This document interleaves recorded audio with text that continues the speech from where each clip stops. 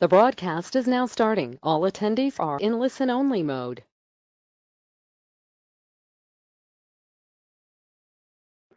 Good afternoon and welcome to the very first Think Realty Webinar. Today we have special guest Marco Santarelli from Norada Investments. But first I just want to give you a quick update. Just a reminder, you can check out our Think Realty video podcast. Just go to thinkrealty.com and check out all the videos there.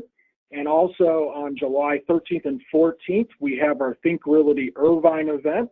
If you would like to get tickets, we can actually do a special code.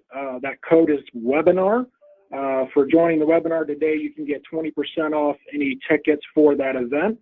That is the promo code webinar. So thank you very much for joining us today. And with that, we'll invite Marco Santarelli in from Norada Investments. Thank you, Rodney. I appreciate it, and I'm glad to be here. So I am going to run through this presentation as quickly and thoroughly as I can. Normally it takes about an hour and a half, and I know we have 45 minutes to work with here. So for all the attendees that are here, thanks for taking the time to take 45 minutes out of your day to learn something that I hope will help you with your real estate investing and help you to create some passive income and create wealth. I'm going to share some of the stuff, a lot of the stuff that I do personally in terms of investing, especially investing out of state, 3,000 miles away in many markets, and I've been doing this for over 15 years. And it's really the system and methodology that we use here at our company at Norada Real Estate Investments in identifying markets and lining up, great turnkey rental properties for not just ourselves, but for our clients and investors all around the country and the world. So let me quickly just introduce myself. Who am I? I've been an investor since I was 18 years old. I've authored many different pieces, including some chapters in some books, as well as my own book, which is in manuscript form and is being released here in a couple months. I also founded this company about 15 years ago, a little over 15 years ago, to help other investors do what I was doing, and that is investing out of state and building a real estate portfolio to create essentially passive income and financial freedom for my family and I. And that's what we're going to talk about today.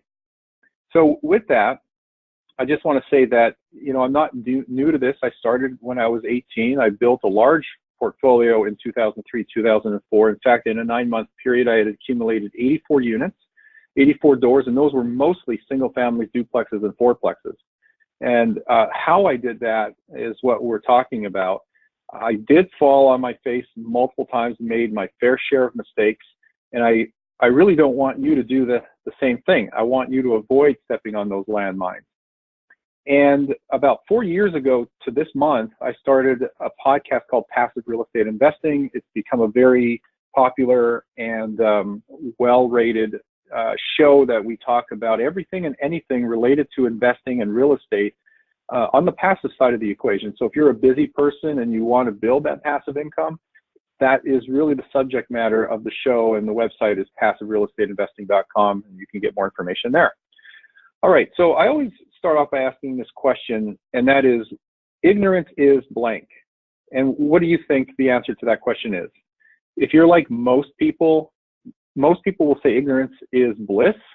And although that may be true, the reality is ignorance is expensive, because what you don't know is costing you time, money, opportunity, lost opportunities, many that you don't even know are there because they could be under your nose, but unless you know how to identify them or even evaluate and underwrite a potential opportunity, then you don't know what you're missing.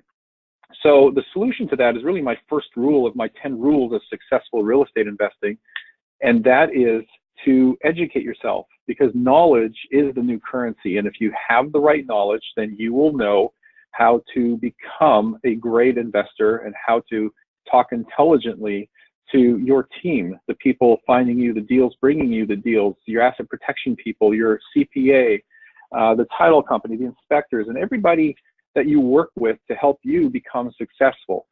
So ignorance is really expensive. It's not always bliss, as a lot of people seem to think. So let's ask the question, what kind of an investor are you? And this is really a simple question and nothing that is loaded. It really comes down to two basic things. You're either a passive investor or you're an active investor. If you are an active investor, then that means you are rolling up your sleeves and you are getting involved in doing some or all of the work. And that's great, but that's a strategy that works for some and not for many. And so if you want to be an active real estate investor, it just means that you are finding those distressed assets or distressed sellers, doing the renovation or coordinating the renovation, funding the scope of work, funding the acquisition, managing your crew, maybe doing the leasing and the management. That's all well and fine, but that's not how I want to spend my time. I love being a passive real estate investor, meaning that I am acquiring rent-ready turnkey rental properties that cash flow from day one, month one, putting those in my portfolio, saving up as much as I can, as quickly as I can, and redeploying those funds into the next property and the next property and the next property. And that is our methodology, our school of thought, our thinking, our philosophy is really to be a passive real estate investor, enjoy our family, enjoy our life, focus on our career and our jobs, and do what we love to do. And have the team around us to help us be successful in real estate investing without having to do all the heavy lifting. And that's our definition of a passive real estate investor. So with that out of the way, I want to just kind of go over quickly the next couple of slides, just because we are, limited on time today, but I still want to touch upon this stuff. It kind of bothers me when I hear the media talk about real estate and the housing market, the real estate market, because there is no such thing as a national real estate market. When they say that, housing is doing this or housing is doing that, they're talking in very broad general terms, and that's all well and fine, but you can't point to the national or the housing market, the U.S. housing market. It doesn't exist. And the reason for that is because all real estate is local. It all has to do with the local politics, the local economy, the local environment that is being put forth by the politicians there, and supply and demand factors. Every market is different. What happens in, let's say, Orange County, California, or San Diego, California, is different than what's happening in Kansas City, Missouri, which is different than what's happening in Detroit, Michigan, which is again different than what's happening in Cape Coral, Florida. So you have to understand that all real estate is involved with local dynamics. Now, having said that, let's kind of dig a little bit deeper. So local markets, your local market, especially if you live in an expensive market, that may not be the best place to invest. And it's because of all the things we just talked about having to do with local factors. So the differences are that markets have different drivers that drive its local economy and its growth and who moves there and what businesses move there. All markets have a different real estate cycle. They go up and down independently of each other. Now, there are some global factors such as interest rates and just the economy in general that is kind of that overarching umbrella that affects things that happen at the local level. But generally speaking, they all have their different cycles. Every market has a different price range and median price. Every market has a different rent range for those properties, which we'll come to here in a moment because it plays into something important. But there's different average and median rents for different markets, different submarkets, different neighborhoods, and different properties. All markets have different property tax rules and rates. All markets have different levels of affordability. Here in California, we're in the teens, sometimes in the low teens, whereas other markets are very affordable markets. And last but not least, when you take price and rent and you look at them in relationship to each other, what you find and what you get is something we refer to as the RV ratio, or the rent to value ratio. And we like to see that to be as close to 1% as possible. Higher is better, but not too high, and lower is okay, but not too low. Generally speaking, the properties that we have and that we offer and that we invest in and that we recommend to our clients are generally from 0.8% to about 1.2%, with 1% being kind of that target. And we'll talk a little bit more about this here in a bit, but I just want you to understand that it's important to look at this litmus test, something we call the rent to price or rent to value ratio. So markets have differences, and there are different factors that play into different markets. Now, so what's the solution? The solution is, especially if you live in a market where there's no inventory or a pricey, unaffordable, expensive market, is simply to invest in the best markets that produce the best returns. And that's what we're going to talk about now. And I want to show you how to do that. And we're going to talk about this at a 20, 30,000 foot level. So I'll give you enough to take this and go off on your own. Let me run through this slide very quickly, because some people have this mental hurdle, if you will, of investing outside of their geographic area. And the gurus, quote unquote, mistakenly say that you should invest within a 1 hour or 2 hour radius of where you live. There's some truth in that, but that applies mostly to those investors who are active real estate investors, as I had mentioned before. Because if you really want to be smart with your money and invest prudently and wisely, you want to put your money to work, your savings, your investment capital, in the markets that produce the greatest returns and are going to work hardest for you. So when we talk about investing locally, some people get stuck on the comfort level of investing locally. But you have to understand that's a psychological thing, and often it plays into fear, and that fear comes out of lack of knowledge, which goes back to the thing we were talking about before with ignorance being expensive. The solution there is just educate yourself. So there's a comfort level. Investing locally is good or great for people who are do-it-yourselfers. People feel they have more control, and I say that in air quotes because you don't necessarily have more control. There may be more risks involved. If you have the right team, then you do maintain that control.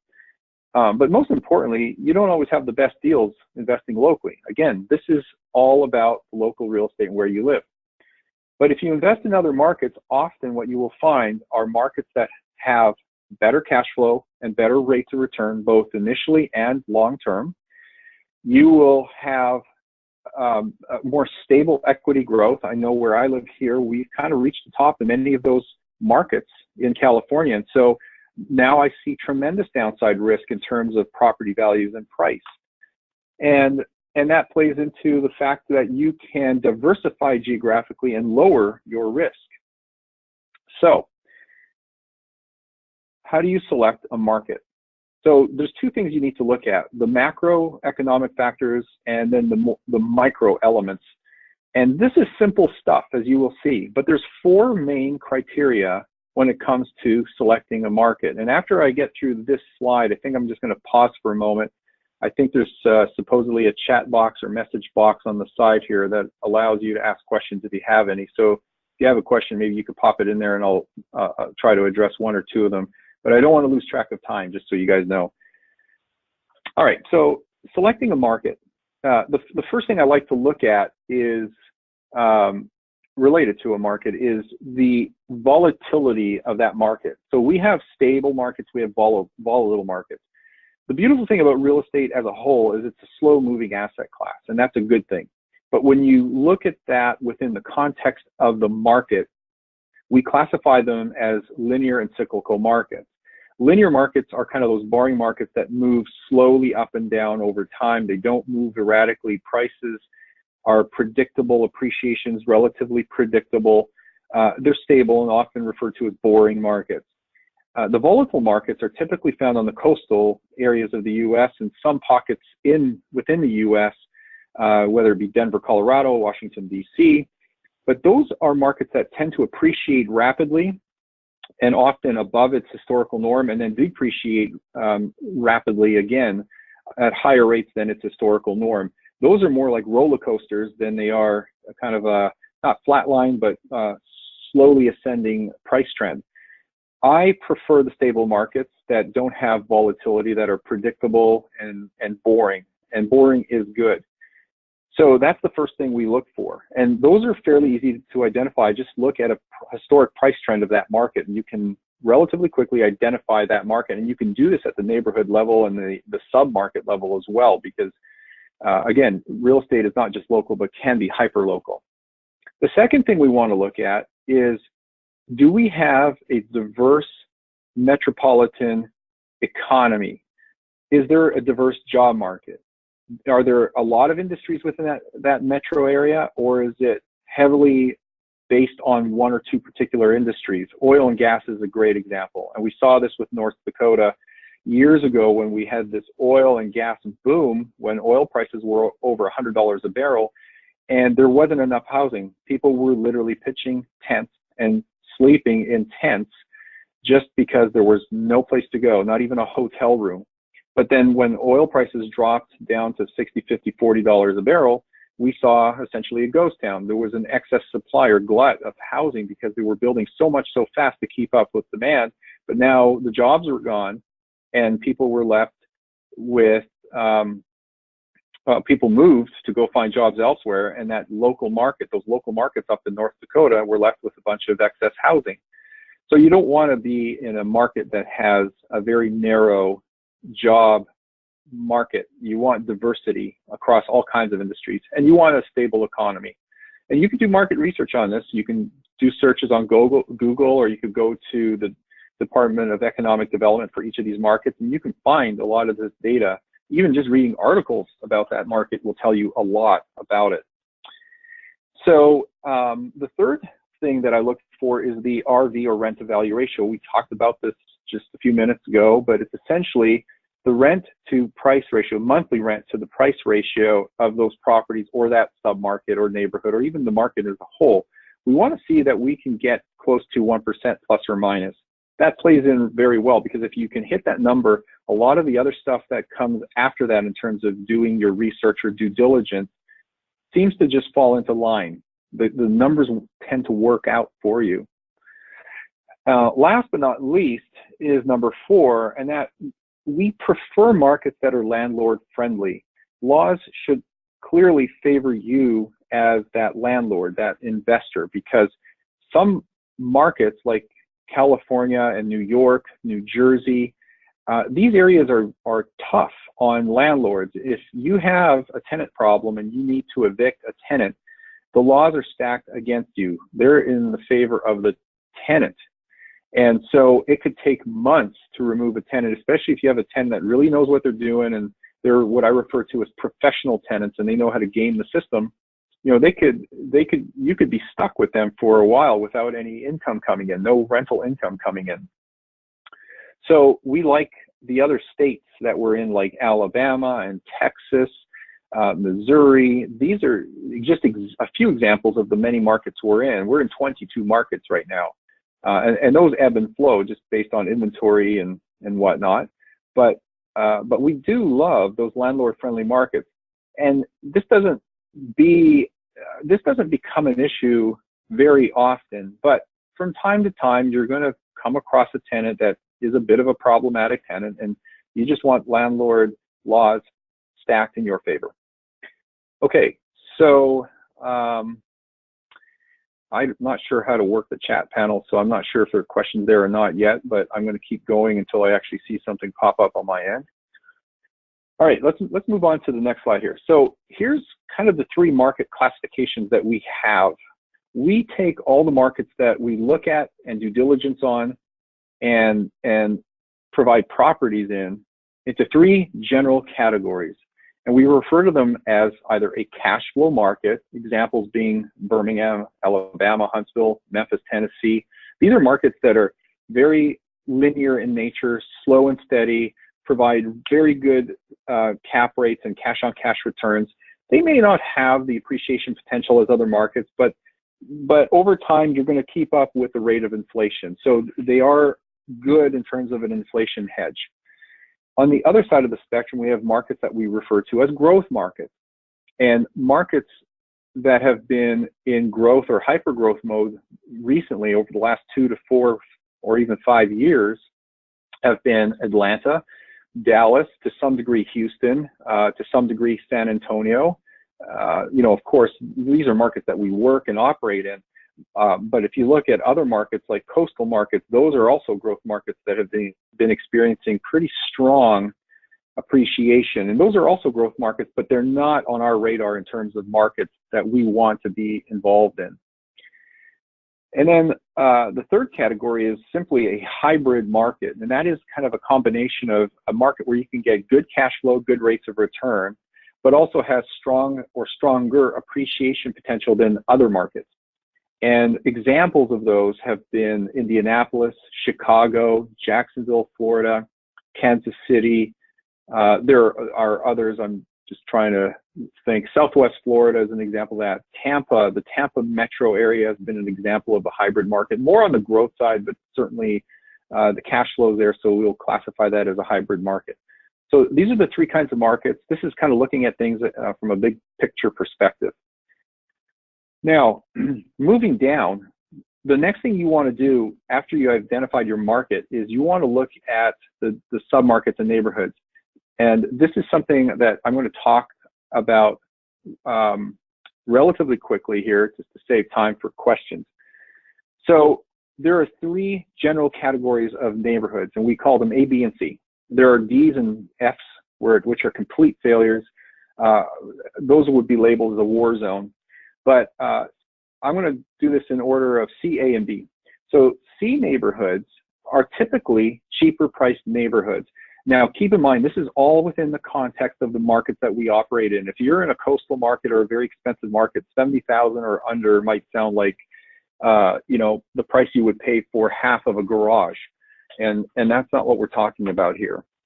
So within the context of the markets that we operate in, generally speaking, under $70,000 to $80,000 is some level of a C neighborhood, CC plus. They're okay. They look good on paper. But they often have very high rent to value ratios, which makes them look very attractive and appealing on paper. But keep in mind that that is about as far as it gets in most C-class neighborhoods. And the reason for that is because, anecdotally speaking, and actually a lot of property managers will tell you this, that they tend to have a higher turnover in terms of the tenants. It's just because of the demographics and the type of tenants that you're dealing with in these neighborhoods. So they tend to have a higher turnover, and turnovers, as you may know, are very expensive. It's what eats all your cash flow up for the year if you have a turnover during the course of the year. So that's one problem. Again, that leads to higher vacancies, which means less cash flow. And if you have an expensive turnover, that vacancy will eat up the cash flow. And so there you go. If you have no appreciation, no cash flow, you're really where you started at the beginning of the year. And last but not least, these neighborhoods have financing issues because a lot of lenders don't want to finance properties that are typically under $60,000. There's just no financing for it. If you want to leverage your capital, which is a beautiful benefit of investment real estate, you want to avoid a C-class neighborhood. So now let's look at the other end of that spectrum. Let's talk about A-class neighborhoods. The A-class neighborhoods are typically over $130,000, $140,000 in the markets that we're in. Now keep in mind, there are properties that are well into the 100,000 range, hundreds of thousands of dollars, and even in the $1 million range. And those are certainly AA plus neighborhoods. But again, within the context of rental properties that are over 130 to 150,000 are certainly going to be in your A-class neighborhoods, often A minus. They have lower rent to value ratio, so they don't look as sexy on paper. But that's not necessarily a bad thing. They still cash flow positive. They still have decent rates of return. And then you have all the other benefits of real estate, like that depreciation, equity growth through amortization, equity growth through appreciation. And that's where these things really shine, is they don't look so good on paper, at least not initially. As rents go up, they'll improve. But the beautiful thing about these neighborhoods is that they have lower turnover, much lower. You have more respectable tenants. They are typically, upper blue collar and A collar or white collar type of tenants, good jobs. Often they're professionals. You, generally speaking, have lower vacancies, longer term tenants. They tend to stay often, 1 to 2, 3 years, sometimes longer than that, because their kids are rooted in the school system. They're probably close to work, the parents, and so they, have shorter commute times. They just have a lot more stability. And there are very few, if any, financing issues because there are a lot of comps. These are retail areas where there's a lot of home sales and high level of property owners. So the home ownership rate is very high in these neighborhoods. And because of that, there's a lot of sales comparables. And because of that, there are rarely any kind of financing issues when it comes to appraisals. So we love, properties in the AA-. But then, like the hybrid markets, we have kind of this hybrid neighborhood of something in the middle called the B-class neighborhoods. And this is a good middle ground and a great place to start for many investors, especially those that we lovingly call newbies. A hybrid neighborhood is, generally speaking, around 80 to 130,000 plus or minus. Again, this is very dependent upon the market itself. But we have moderate and acceptable rent to value ratios. These are the markets, these are the neighborhoods that often have that 1% rent to value ratio plus or minus a very small margin.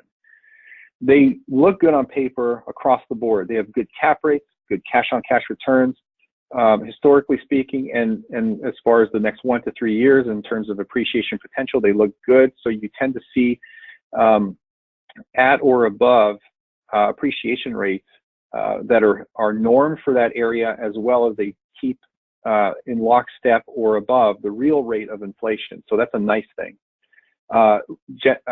Generally speaking, low turnover and low vacancy, and that's a good thing.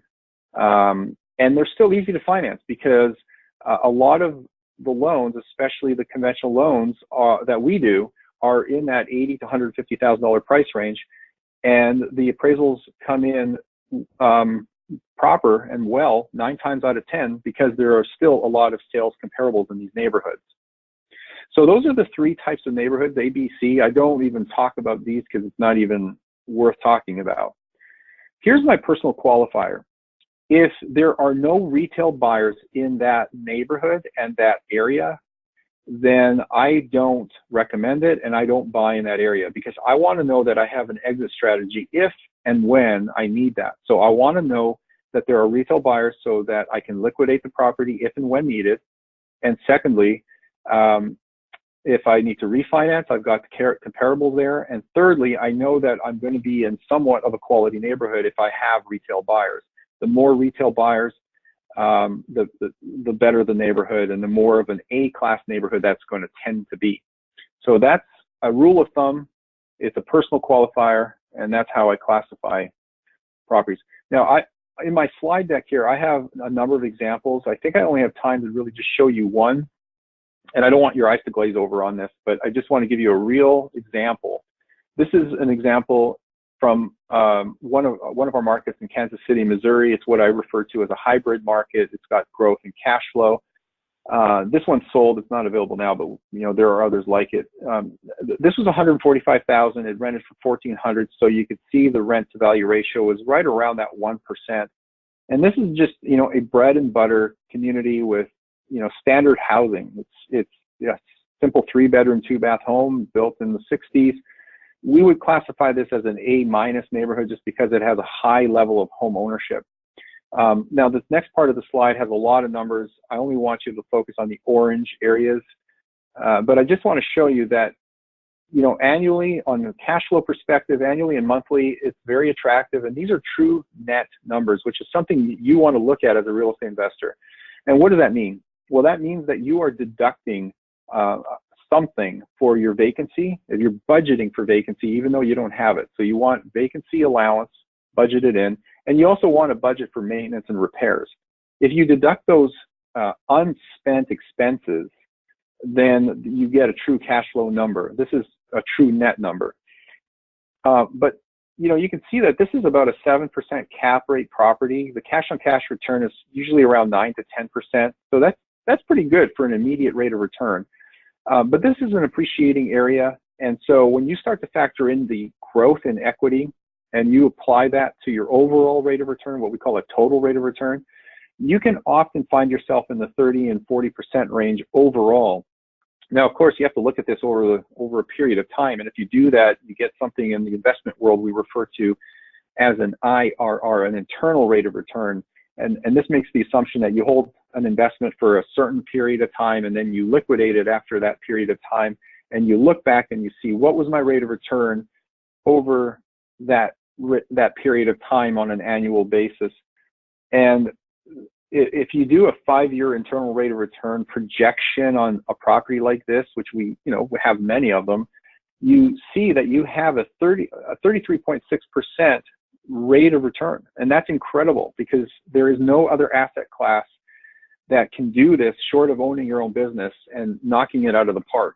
So real estate is powerful in the sense that it can return great returns, to use that word twice. It can generate great returns for you as a real estate investor. So let me move past this slide here. This is the overall process, and this is kind of winding it down so that way we can take on some questions. This is the process that we take and use with our clients, and it all starts with that strategy session. And this is, at a high level, the process that you would take. I always say define what your goals, investment goals are, your financial investment goals, and break that down into criteria. Like, have very specific, measurable, well documented, in other words, clear criteria that you can refer to and let drive your decisions. Once you've done that, then start doing your due diligence. Pick the best markets that make sense for you as a real estate investor. Where do you think you're going to get the best returns, and what has a level of comfort from your due diligence? Remember, you want to be factual and objective, not driven by emotion, or pick a market because your brother-in-law lives there and you think that they can help you if you need help with your investment portfolio in that particular market. It doesn't really work that way. I like to be as objective as possible. Team is critically important. You want to assemble the right team, and that involves your brokers or agents, your turnkey property provider, whoever it may be that's providing the deals, your property manager, which is probably one of the most important people on your team. I jokingly say you live and die by your property manager. Property management is a thankless job, but you want to have the right management companies working for you in each of the markets that you invest in. In addition to that, you want the right CPA or tax advisor, you want the right asset protection attorney, and then of course you've got the right mortgage brokers and lenders to work with.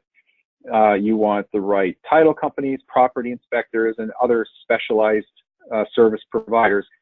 Now, these are all people that we work with on a day-to-day basis. We've vetted them. We have them available to you through our network. They're there for you. There's no cost to you in any and all of this stuff.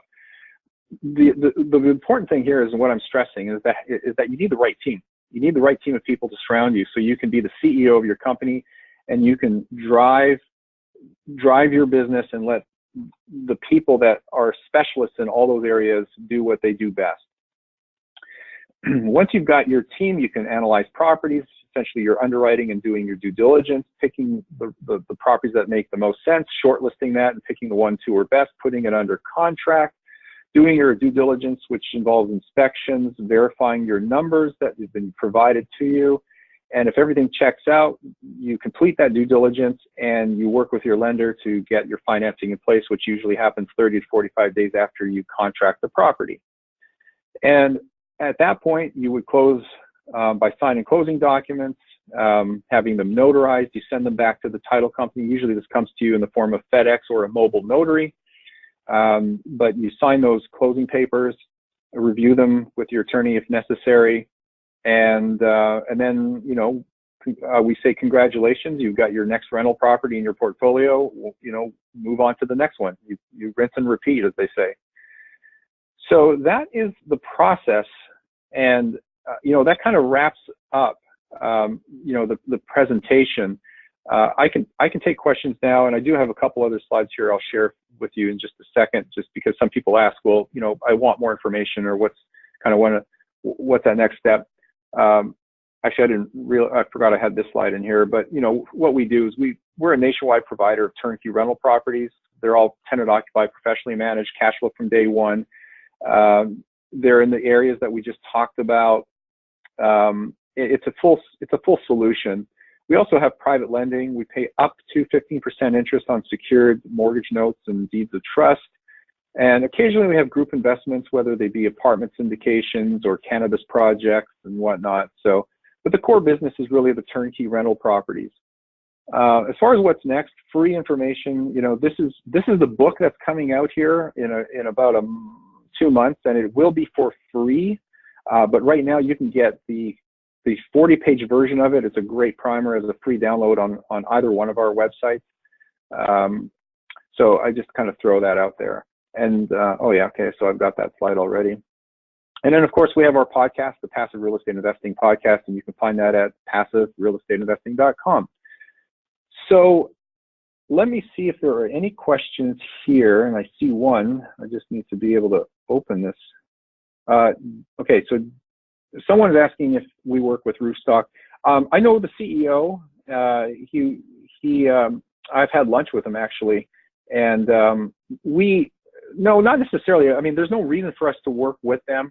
They don't have the same process we have. They provide some of the services we provide, but they don't have a hands-on assigned investment counselor that is there for you as your primary point of contact, providing you, advice and counseling, introducing you to all the people that you need, having those resources and connections, helping you map out a plan of action.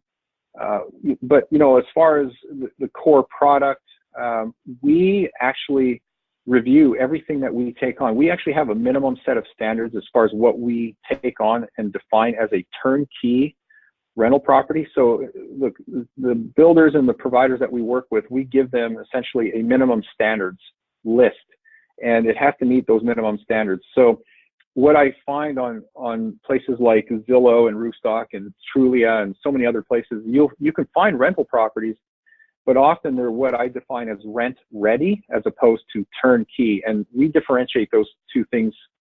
Rent ready is just any property that is livable. It's something that is leased now or can be leased, can generate cash flow, and you don't need to do anything to it, at least not immediately.